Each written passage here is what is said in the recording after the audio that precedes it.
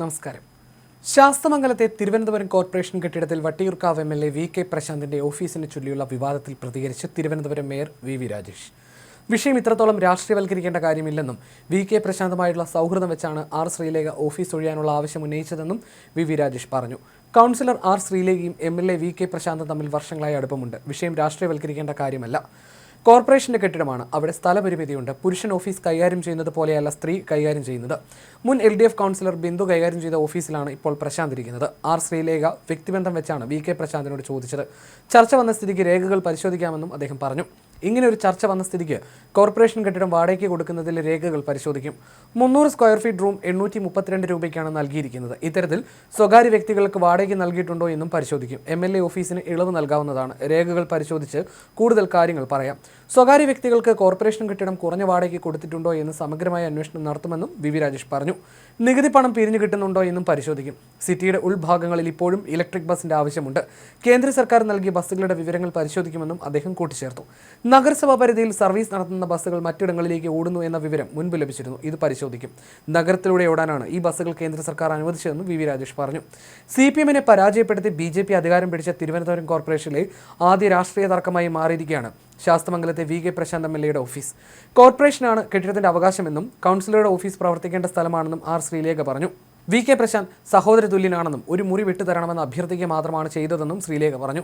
യാതനാസ്വരത്തിലാണ് താൻ സംസാരിച്ചത്. തനിക്ക് ഓഫീസില്ലെന്ന് എം.എൽ.എ. അറിയിക്കുകയായിരുന്നു. എന്നാൽ വിട്ടുതരാനാകില്ലെന്ന് വി.കെ. പ്രശാന്ത് പറഞ്ഞെന്നും ആർ. ശ്രീലേഖ വ്യക്തമാക്കി. എം.എൽ.എക്ക് എവിടെ വേണമെങ്കിലും ഓഫീസ് ലഭിക്കും. പക്ഷേ കൗൺസിലറായ താൻ എന്ത് ചെയ്യും? വി.കെ. പ്രശാന്തുമായിട്ടുള്ള സൗഹൃദ സംഭാഷണം വിവാദമാക്കരുതെന്നും ആർ. ശ്രീലേഖ പറഞ്ഞു. നേതൃത്വമായി ആലോചിച്ച് തുടർ നടപടി സ്വീകരിക്കുമെന്നും അവർ കൂട്ടിച്ചേർത്തു. അതിനിടെ എം.എൽ.എ. ഓഫീസിലെത്തി കൗൺസിലർ ആർ. ശ്രീലേഖ വി.കെ. പ്രശാന്തിനെ കണ്ടു. ആർ. ശ്രീലേഖയുടെ യാചന സ്വീകരിച്ചുകൊണ്ട് എം.എൽ.എ. ഓഫീസ് ഒഴിയാനാകില്ലെന്നും കാലാവധി കഴിഞ്ഞാലും ഒഴിയുന്ന കാര്യം ആലോചിച്ചു മാത്രമേ തീരുമാനിക്കുകയുള്ളൂവെന്നും വി.കെ. പ്രശാന്ത് പ്രതികരിച്ചു.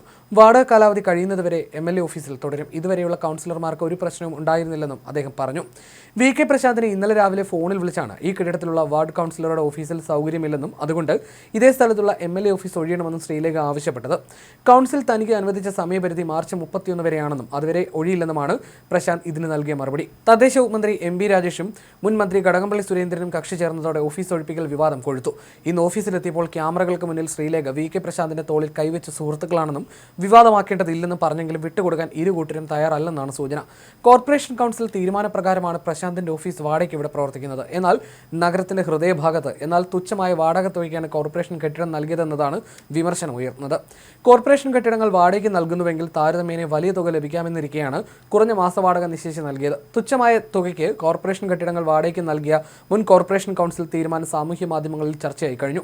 കെട്ടിട വാടകയും നികുതി പണവും പിരിച്ചെടുക്കുന്നതിലെ അനാസ്ഥയാണ് ചോദ്യം ചെയ്യപ്പെടുന്നത്. അതേസമയം വി.കെ. പ്രശാന്തിന്റെ എം.എൽ.എ. ഓഫീസിന്റെ വാടക കാലാവധി അടുത്ത മാർച്ച് വരെയാണ്. എന്നാൽ കെട്ടിടം ഒഴിപ്പിക്കാൻ BJPക്ക് ഭൂരിപക്ഷമുള്ള കൗൺസിൽ തീരുമാനിച്ചാൽ എം.എൽ.എക്ക് ഓഫീസ് ഒഴിയേണ്ടി വരും. കൗൺസിലർക്ക് കോർപ്പറേഷൻ കെട്ടിടത്തിൽ ഓഫീസ് വേണമെങ്കിൽ മേയർ വഴി അനുമതി ലഭിക്കണം. കെട്ടിട സൗകര്യം ലഭ്യമാണോ എന്ന് സെക്രട്ടറിയാണ് പരിശോധിച്ച് നടപടിയെടുക്കുക. കോർപ്പറേഷന്റെ കെട്ടിടം വാർഡിൽ ലഭ്യമല്ലെങ്കിൽ മറ്റു കെട്ടിടങ്ങൾ വാടകയ്ക്ക് എടുക്കാവുന്നതാണ്. കോർപ്പറേഷൻ നിശ്ചയിച്ച തുക പ്രതിമാസം പരമാവധി 8,000 രൂപ വരെയെങ്കിലും വാടക നൽകും.